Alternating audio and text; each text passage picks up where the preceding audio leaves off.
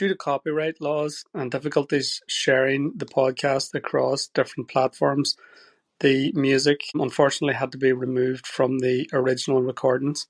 I hope this doesn't spoil your enjoyment or interrupts the flow too much. You are an Iron Man!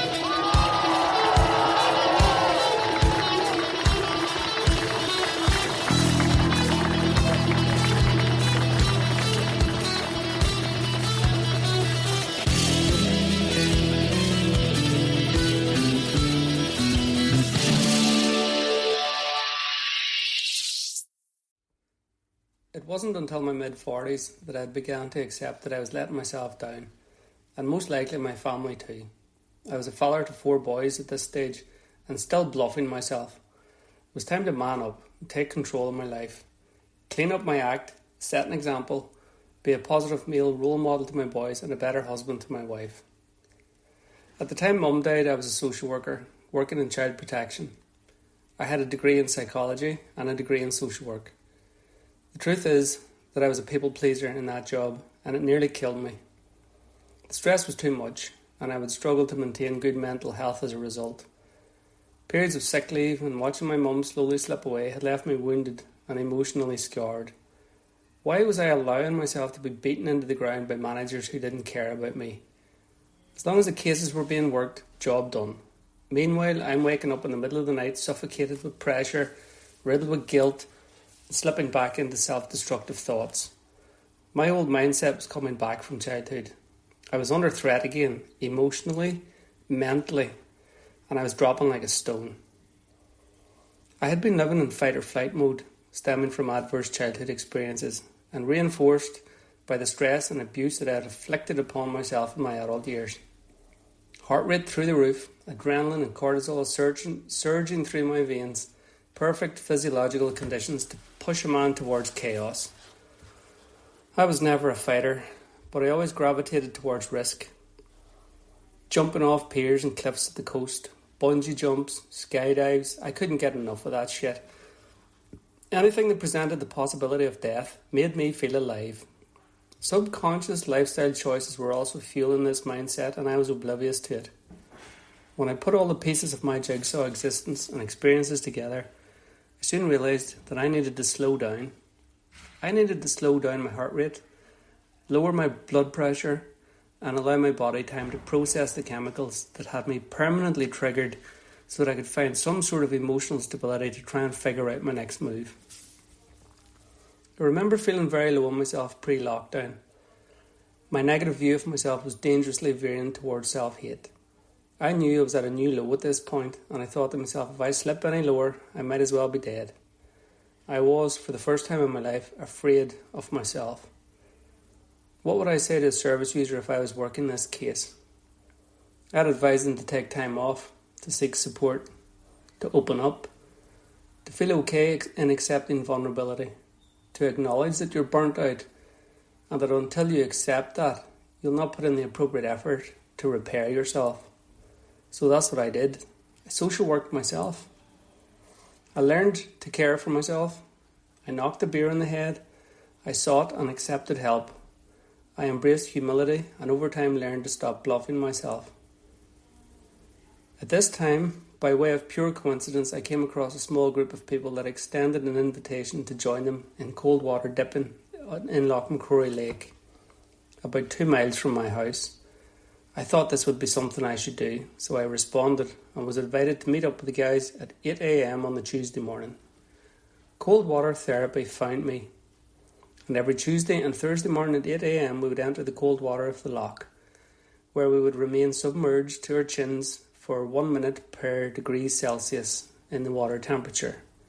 This was right up my street. It was bonkers, and it made me feel alive. My method was easy. I would wait until the water was up to my waist, hold my breath, and then drop down quickly into a squat, submerging my shoulders in the cold. The minute I dropped into the water, I would go into fight or flight. But this was a very different survival mode.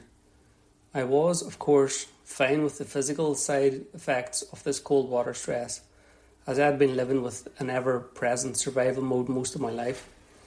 What was different was the mental impact. Mentally, I was switched off. My brain had to shut down all the background noise, distractions and unnecessary cognitions solely to focus on a more important task: get out of danger. The cold water was attacking my body from all angles. My blood was being drawn into my core to protect my heart and vital organs. I was shivering. My breath was erratic and shallow. To fight against my body's need to escape the water, I had to take control. I had to catch my breath and control it.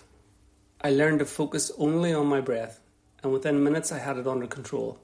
Slow, deep, measured breaths, reducing my heart rate, eyes closed, blocking out the piercing cold pain as the water temperature infiltrated my muscles to the bones in my feet. When the dip was over, it was time to heat up. I'd hop in the car and be in the shower within 6 or 7 minutes. I would wash and reheat myself with warm water, pile on the cosy clothes, get the kettle on. I was caring for myself.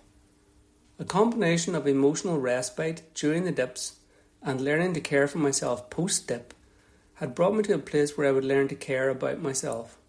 This would be the stepping stone towards me beginning to like myself. There are many well-documented benefits of cold water immersion, such as decreasing swelling, reducing stress, increases dopamine and endorphins, and improvements to the immune system. If this is something you feel you should try, please take some time to read up on it and find a buddy to go with you, as this is something you really shouldn't try on your own first time round anyway. I recall sitting in my living room looking over at my wife smiling at the TV one evening. She looked so relaxed, content, lost within the program she was engrossed in. I envied her ability to switch off and wished that I could do that too. So that was the task I set myself. To be able to sit on my own sofa in my own house and feel relaxed within myself. It sounded reasonable and fair, given that I'd myself tortured for years due to the crap that happened to me that was beyond my control. Long story short, it took me 2 years to master this. Practicing mindfulness, working on my self-esteem, challenging my critical inner voice, giving myself permission to pamper myself, avoiding chaos, shutting out negative people, places, environments. I was simultaneously exercising almost daily throughout this period of time, and when I had come through it, I had somehow managed to install a new software into my brain. I had increased the sense of self-esteem, and my self-worth was on the rise. I was content within myself, at peace with my surroundings, and feeling better that I was becoming a better husband to my wife and a more positive role model to my boys. I was also very aware about the dangers of getting complacent, because I wasn't finished evolving. I had learned that when I put my mind to something, I can achieve it. But now that I had tapped into this vein of enrichment, I wanted more. I felt like I deserved to be alive and to live the life that I had been denying myself. I was dreaming big. Is there anything I cannot do? I had an urge within me to test myself. I wanted to do something monumental to prove to myself that I have truly changed, and to demonstrate to my family that anything is possible if you apply yourself to it. I knew my boys would end up copying me in the same way I copied my dad, so I wanted to give them a decent template to copy. I knew I could talk the talk, but the only way I could prove myself that I was capable and strong enough to overcome any challenge was to walk the walk. So with my own advice ringing in my ear, I signed up for one of the toughest physical challenges on earth. Ironman Ireland, 140.6. No more bad thoughts, no more nightmares, onwards and upwards. I'll no longer allow myself in the present to be defined by the person I was in the past. I will take the learning from the past and acknowledge that it has got me this far. Today, New Year's Day 2023, I am dreaming big. I am feeling nervous about the journey that I am about to embark on, but I am motivated to take this challenge on. My main source of motivation is my family. Since I am now more focused on caring for myself, I have seen the benefits in family life. I am more available to my wife and my children, and they respond with their actions by seeking me out for the crack, as well as asking advice and inviting me to join in with game time. The highlight of 2022 for me was when I took Shane, who was 12 at the time, and Peter, 9, swimming. in the leisure centre around Halloween. There was nobody using the swim lane in the pool except for myself. The two lads indicated for me to stop at the deep end with the subaquatic hand signal. I paused my Garmin and asked if they were okay. Wee Peter said, "Dad, can me and Shane come into the swim lane with you and do lengths?" To which I immediately responded, "Of course."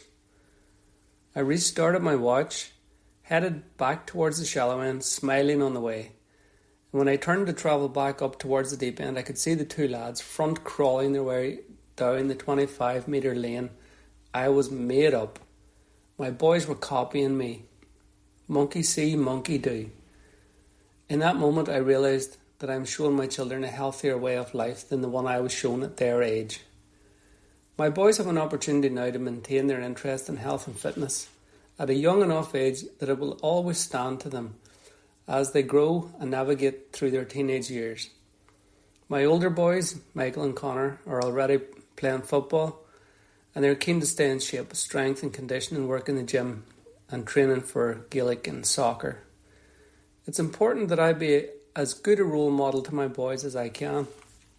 Otherwise they would end up going down the same route that I did as a teenager, and they might struggle to get out of that loop just as I did. The Cats in the Cradle lyrics spring to mind. Of course they'll dabble in booze and push boundaries. I just hope that I've shown them a healthier future that's not centred on a bag of beer and a feed of ribs. It's truly wonderful to be in a place where you can dream. Most of my life I wouldn't have allowed myself to dream about conquering my demons, escaping my fate, or changing myself for the better. Now I dream all the time. Infinite dreams, endless possibilities. Nothing is beyond my reach anymore. It's truly remarkable to be able to dream, but mind-blowing to know that I can realise my dreams. And now that I know this, why would I not go for it? It's a great mantra to passing down to the next generation and anyone else that wants to listen. That if you can dream it, you can achieve it. You just need to believe it.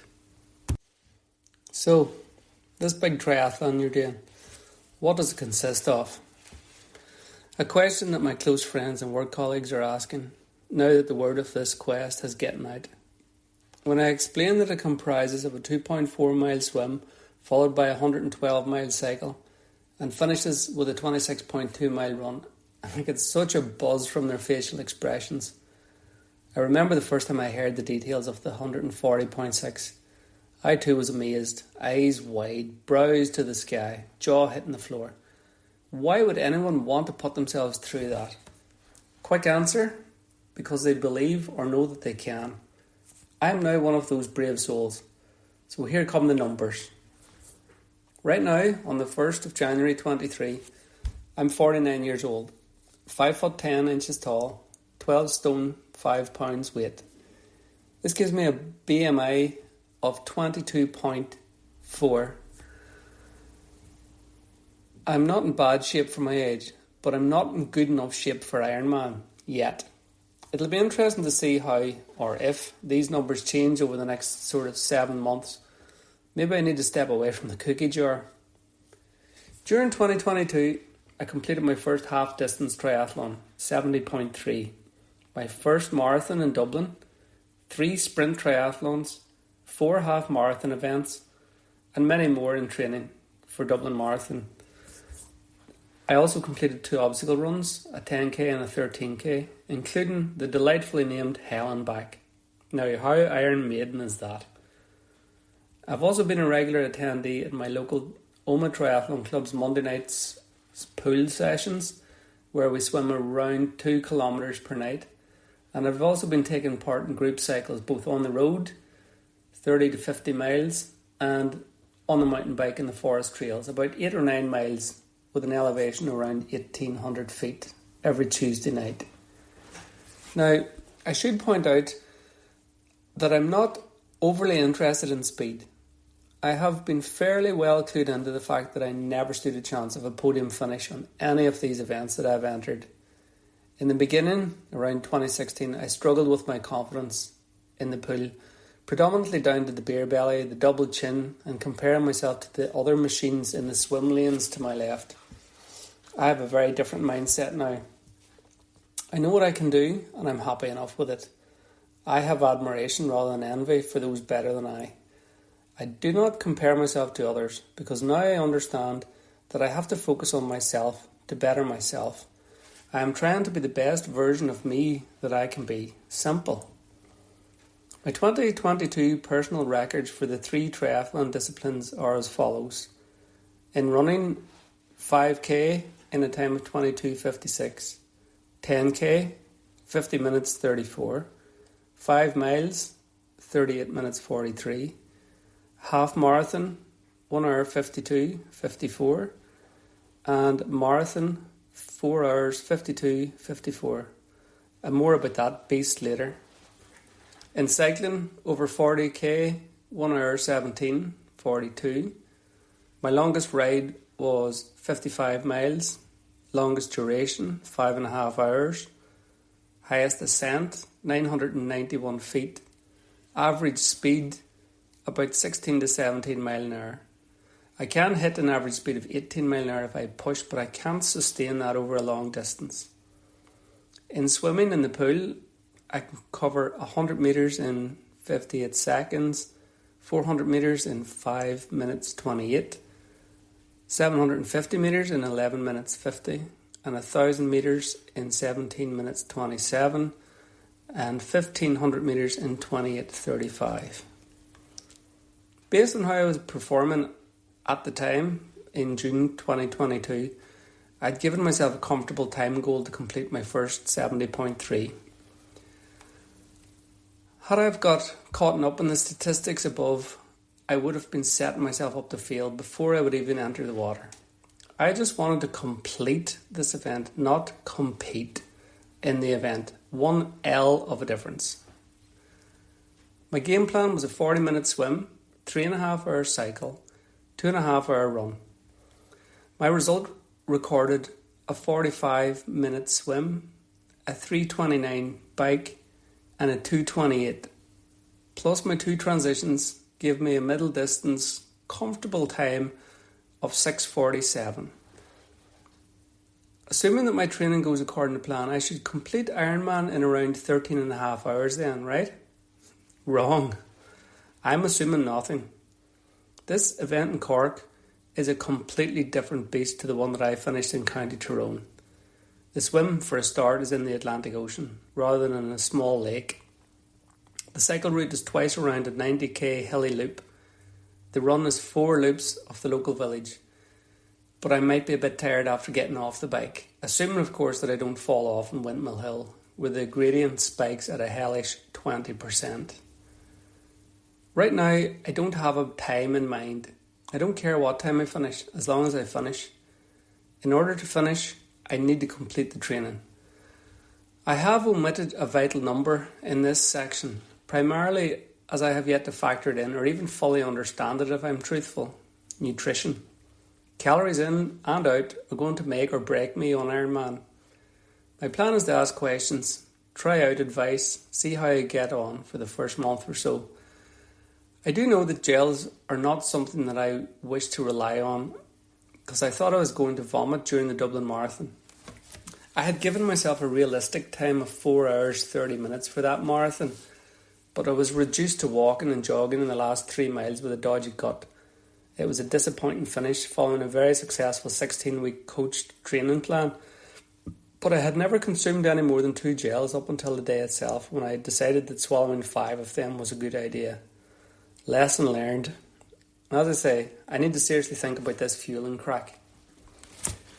Strength sessions will be weights, body weight, rowing machine, punch bag at my house. Mobility will be completed using the Recover app that's associated with Strava and targeting different areas each night. Swim drills will be the 60-minute pool session with the Tri Club in the local leisure centre. Run drills will be facilitated by Oma Tri Club on the running track at the leisure centre. Turbo cycles will be completed on a smart trainer connected to an online virtual cycling app at home. Sunday cycles will be on the road bike. If the weather is dangerous, I'll opt for the smart turbo. This is the plan. Here's how it panned out.